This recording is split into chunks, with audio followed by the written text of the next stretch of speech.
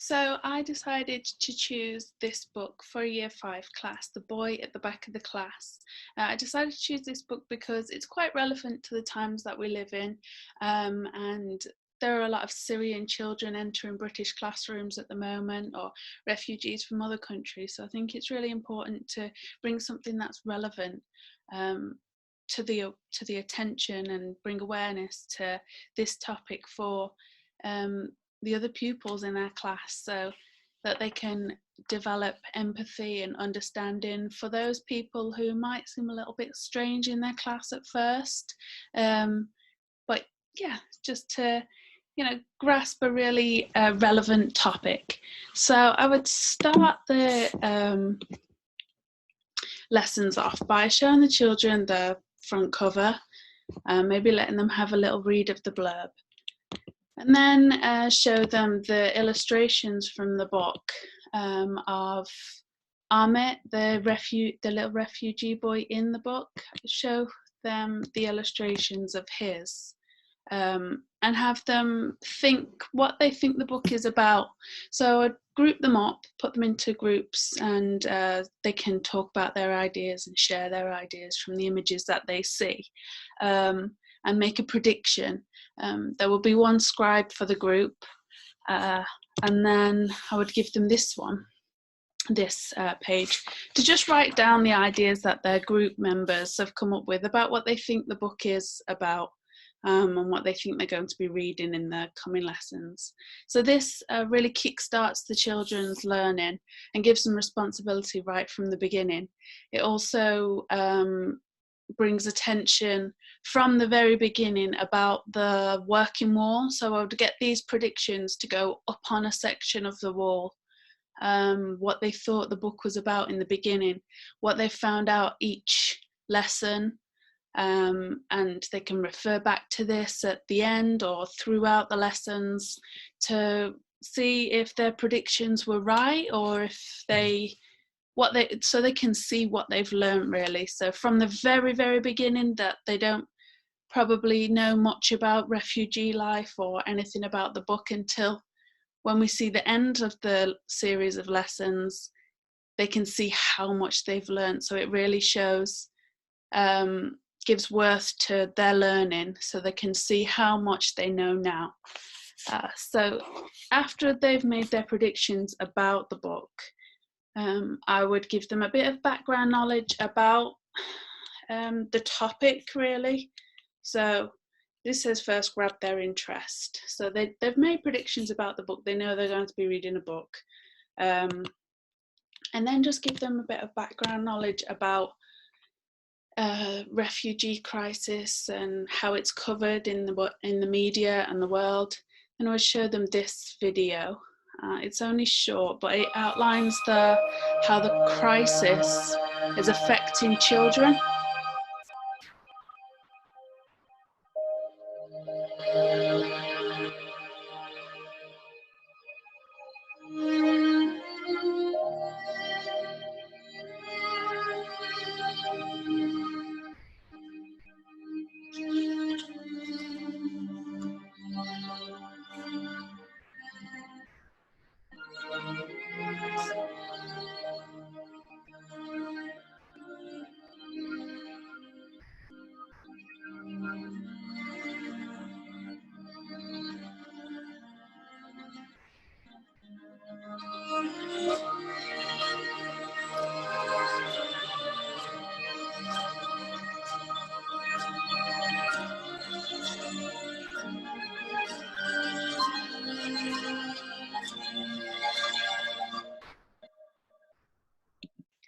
So this focuses really on the children, which makes it a bit more relatable to the kids in the class, because they can see how other children across the world are living, and compare their lifestyles to their own. And it's likely that this subject is going to be completely foreign to the children, and so then from there I would expect a lot of questions. Immediately they're curious about the way that these children are living, and they'll be interested to find out about a story of one of these children, which will then kickstart the learning for the book. So then we would move on. We would begin reading the first few chapters of the book, and make it to chapter 4, which is page 28 to 33. So as a class, we do like a group reading, and the children can refer back to any of the words that they didn't really recognize. So they might not be aware of this vocabulary at the moment. Typical words I would expect would be like refugee, citizen, migrant, belong, and then display the words on the board. Any others that the children do come up with as well. But these would be the key vocabulary that we would be focusing on throughout the unit of work. So then pair the children up. So this would be a real like collaborative task, and have them provided with a dictionary, and they can find these words and any other words that they don't understand as a pair, working in pairs. If one of them has a word that the other one doesn't have, they can build their vocabulary together. It makes it a little bit more motivational as well. And so they would find the definitions of these words, and we would build on the display like our keywords, refugee, migrant, some of their children's definitions of these that they find. This then builds dictionary skills as well. And then after that, through reading chapters 3 and 4, they'll be beginning to develop an idea of what Amit, the strange little boy at the back of the class, looks like. It says he has striking blue eyes, dark hair, pale skin. So they would have an image in their head of what that would look like, what he would look like. So I would expect the children then to draw their image of Amit for me on a page. So draw the image of Amit in the middle of the page, and then around this, some of the vocabulary that they'd chosen in the previous lesson, and the definitions. So repeating the definitions of the words, but that repetitive revisiting of the vocabulary will then reinforce the understanding and the memory of those words and those meanings, and really encourage them to refer back and use that language throughout the work. And then we would move on to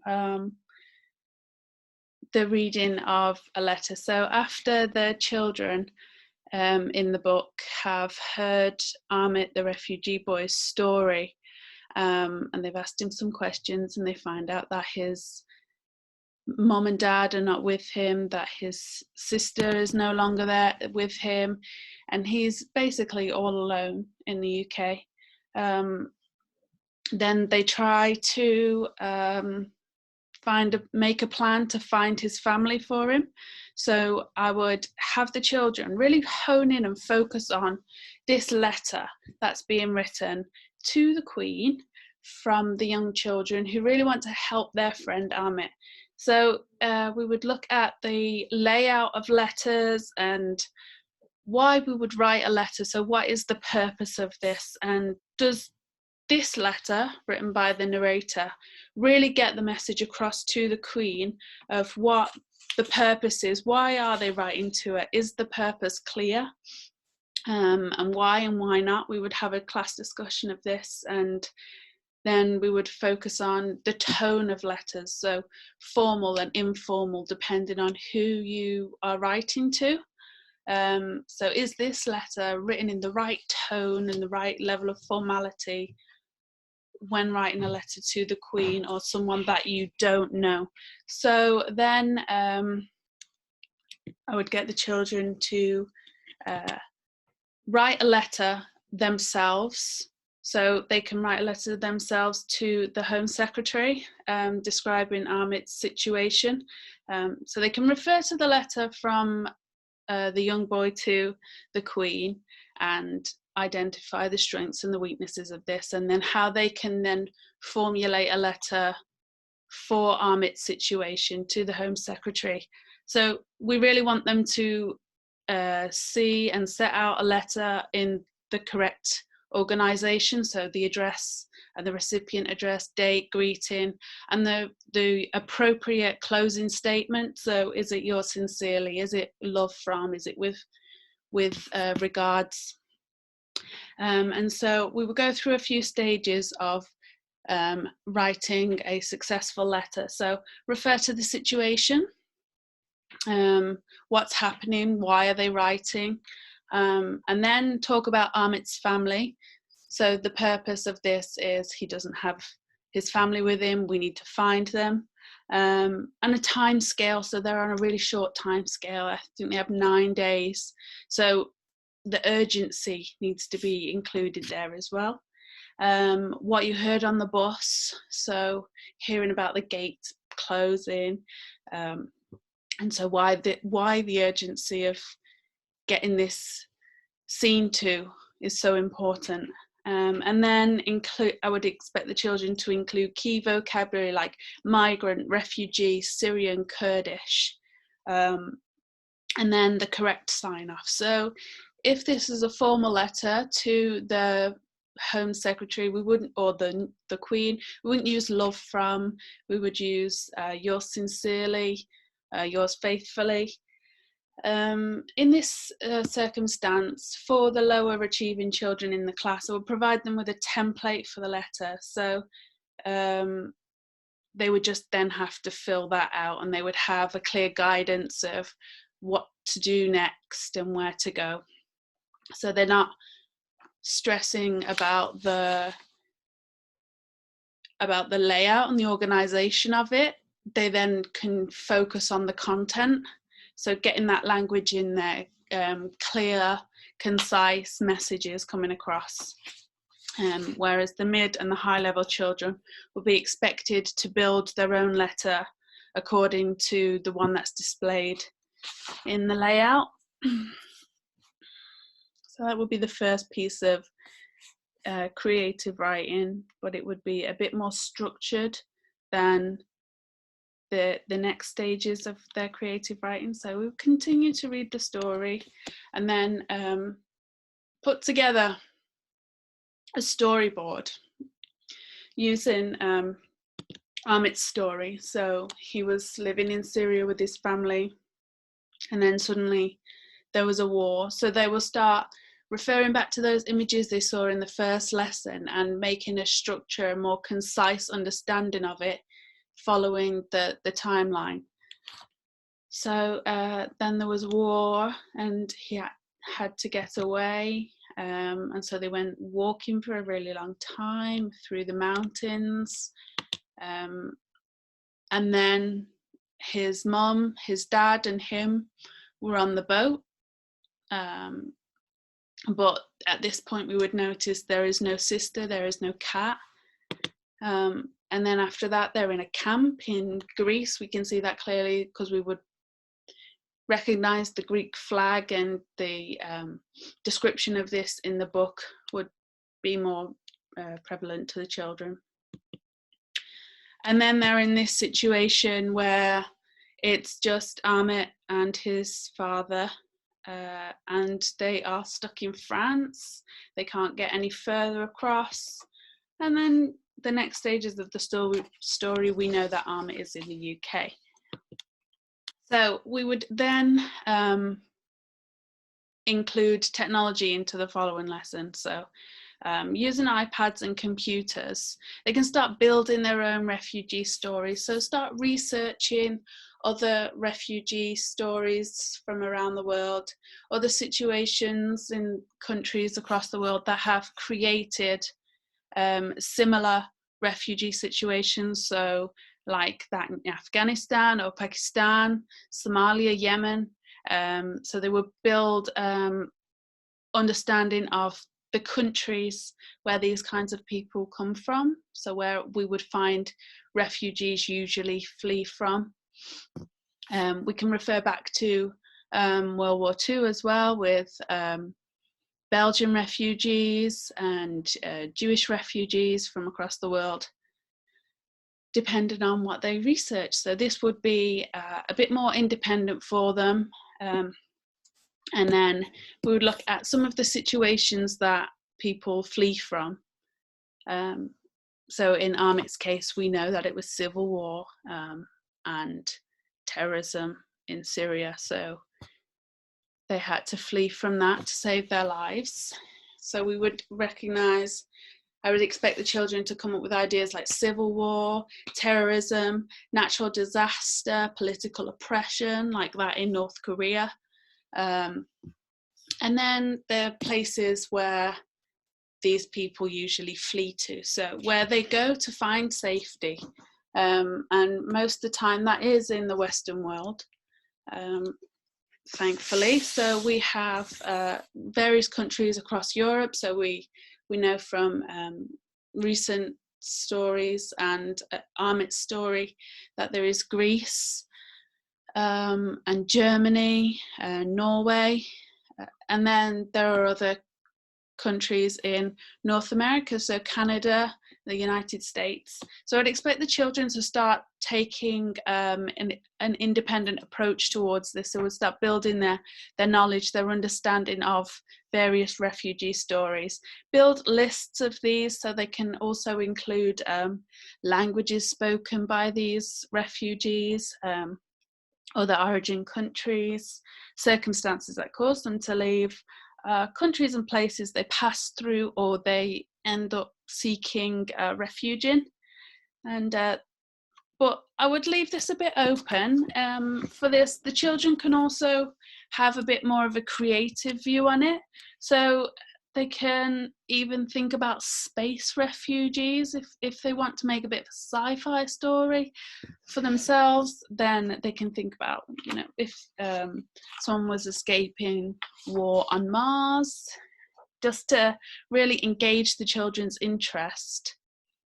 personal interests in a subject that is so relevant at the moment. So then we would continue on with our planning. So they've done their research and they've built up a bank of knowledge of places and situations. And then they would start thinking about their own stories. So we've made it almost all the way through the boy at the back of the class at this point. And they've taken independent research and things, so they should have an idea of where they want to go when they think about writing their own story. So maybe they know someone, or maybe they are a refugee. I know that this is something that is really common in the UK at the moment, so maybe they are a refugee and they want to tell people in their class their story. But if not, then they can just think about their main character. Are they the main character? What narrator are they using? Are they using first person narration? Are they using third person? So I would model filling out this plan, but I would refer back to Amit. So before Amit's book was written, or before he told his story to the class, maybe he put together a plan like this. So we would think about the main character and the characters. That would be Amit, his family. How old are they? What do they like doing on an everyday basis? And what country were they living in? Where is their home? And then where did they run away from? And what was the reason that they ran away? So their home was Syria. And they ran away from there because of war, because of oppression, because of terrorism. And let the children, refer back to the research that they've made, integrate that into their own plan, use their own ideas as well. And then where did they decide to settle or seek refuge? So again, this can be any of the countries that they find out. This is open to them. So is it sci-fi, like I said before, or do they want to make it a bit so they can talk about life in the UK and the struggles of that person? And have around the room like various refugee stories from different children. So Malala Yousafzai, who ran away from Pakistan, or the book as the in-between, or then just use celebrities that the children might know who are also refugees, and they can just read a little bit about their stories and what happened with them. So Rita Ora and MIA, who was a Tamil Sri Lankan refugee, came to the UK. So this makes it a bit more relevant. They have people to refer to. So after they've put together those thoughts, they've really planted a basis for their extended writing coming in the next few lessons. So generally children first picture their story. And so I would really engage this ability. So this includes kind of an artistic approach as well, just like the image that they have of Amit, the image that they're having of their own story. So get them to draw this out. And the way that it would go, making clear reference to the features on their table made in the previous lesson. So the origin country, so that would be the first one. Where did they end up? And where did they end up would be the final one. After that, they can build on it.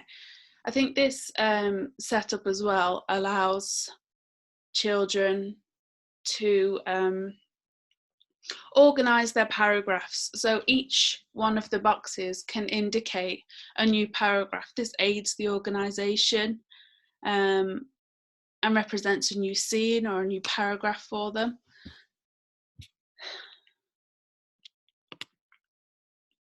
Now, when we get to the writing section of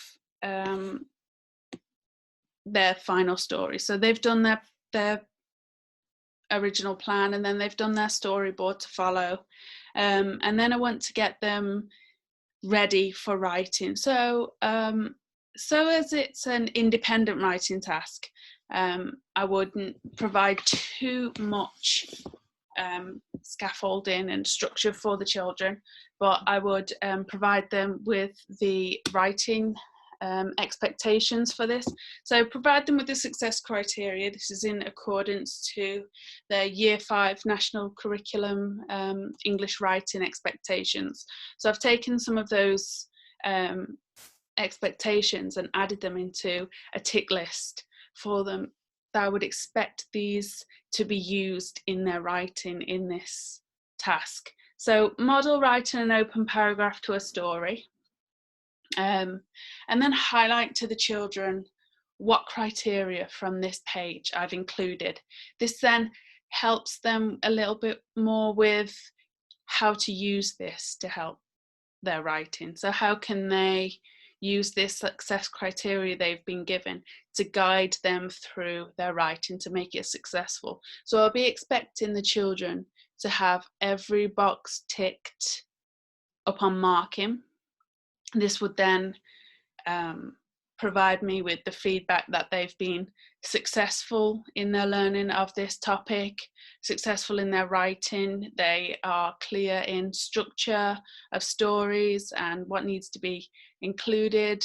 On top of this, I would expect their spelling to be of a high level as well, and that then refers back to the dictionary skills that they were including and they were using in the first few lessons. So the criteria of this would be different depending on the levels of children in the class. So obviously if there is a lower ability child or children in the class, then the success criteria would be a lot more broken down, a lot more achievable for them. So I would probably use paragraphs, full stops, commas, and then omit the hyphens, colons, semicolons, brackets, bullet points. So this would make it a bit more achievable for them. The list isn't so extensive. Use a range of vocabulary, highlight that I would expect the key vocabulary to be used. And then the correct tense, so indicate what this means for them. So make that a bit more achievable depending on the children's levels. So by providing the children with this success criteria before the writing task, they'll become aware of what's expected of them and a clear outline of where they need to go and what they need to do and refer back to during their writing. So teaching them how to use this to help them, so they can use this to help themselves. So that would be the focus of this lesson, teaching them how to use the success criteria for their writing. And then I would just expect them to move on with their writing, whether it takes 1 lesson or 2 lessons, and just going through, have they included these features in their text? And when we've got some completed stories, I would then show the children this. So it would be time to edit and perfect, fix anything that could be better in their writing. So children should be aware that their writing can always be improved. No matter if it's of a high level, it can still always be improved depending on what other people say, what they say when they have a read through. Really develop their awareness of the importance of proofreading and editing and going through their work. So I would model reading a passage of my own creation to the children and have all the children with their eyes on the success criteria and take feedback of what was included in that example of passage of my own writing, what went well. So take some feedback from the children, what worked well, and take some feedback of what could be improved, what could I have added, what could I have changed, how could I have fixed that to make it more interesting or make it longer, more extended. Does it need to be shorter? So take that feedback and show them how to fill in this table with that feedback in mind. So they would then swap their stories with a friend, another person in the class, and read one another's stories.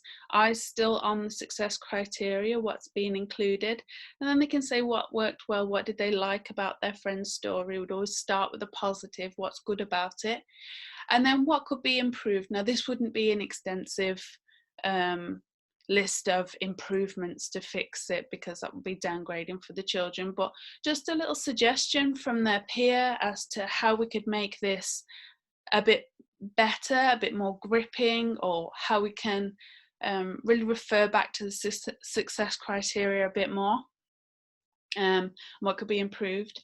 And then the children would swap their books back and the writer of the story would read their feedback and make the appropriate changes. So do they agree with what could be improved, and find a way of fixing this, making the suggested changes, and then they would write their response. So what they did to edit, what they did to change this and make it more in line with success criteria and from what their peer suggested.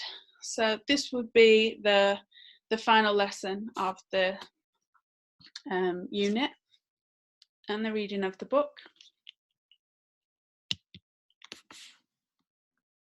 Now, how will I know that the children have made a positive, how the learning has made a positive impact? So children will be able to accurately produce formal letters following the rules of organisation and language used for letters. So as I talked about before, they'll know about how to organise a letter, the formality, levels of formality, which is appropriate for who you're writing to. So if it's a friend, it's informal. If it's the Home Secretary or the Queen, it will be more formal. And